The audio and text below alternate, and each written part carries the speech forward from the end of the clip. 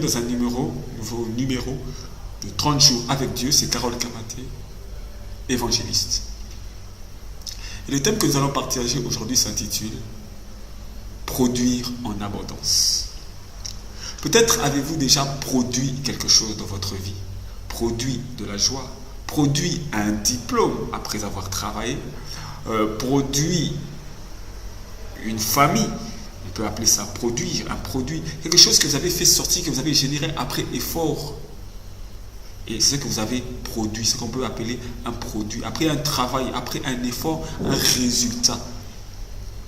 Mais ma question est, ce que vous avez produit est-il abondant? Est-il grand? Est-il beau? La Bible nous dit que Dieu, quand il crée, il dit produisez en abondance. Donc, que ce soit les végétales, les animaux ou les humains, il dit produisez. Mais comment produire en abondance? Dieu n'a pas créé l'homme pour être limité. Il n'a pas créé l'homme pour qu'il vive dans le manque, produire juste un peu.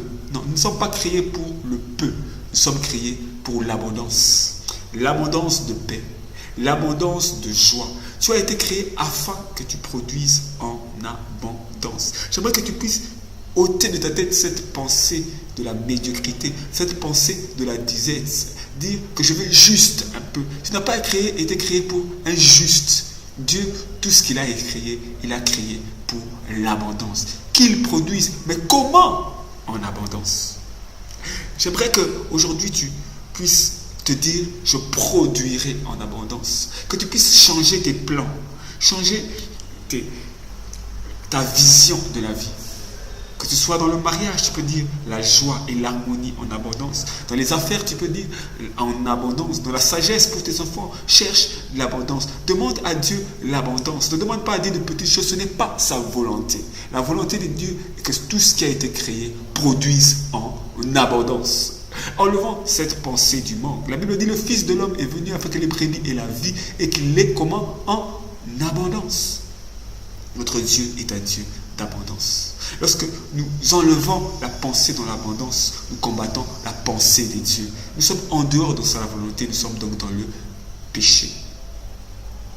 Que Dieu te bénisse, nous nous voyons pour un prochain numéro. J'aimerais que tu puisses te connecter aujourd'hui à la source d'abondance qui est Jésus-Christ. Et tu vas faire cette prière avec moi. Mais si tu veux te connecter à la source d'abondance, il faut abandonner ces mauvaises choses que tu fais afin que Jésus-Christ, la source de la vie abondante, puisse pouvoir te toucher. Nous allons prier. Père éternel, nous voulons rejeter ces choses qui empêchent que l'abondance de Dieu puisse être en nous.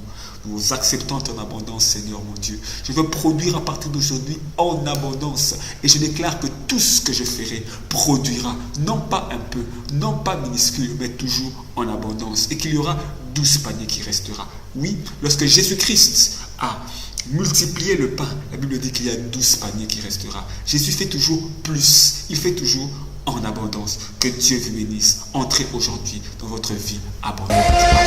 If you've been blessed, if you pass the test,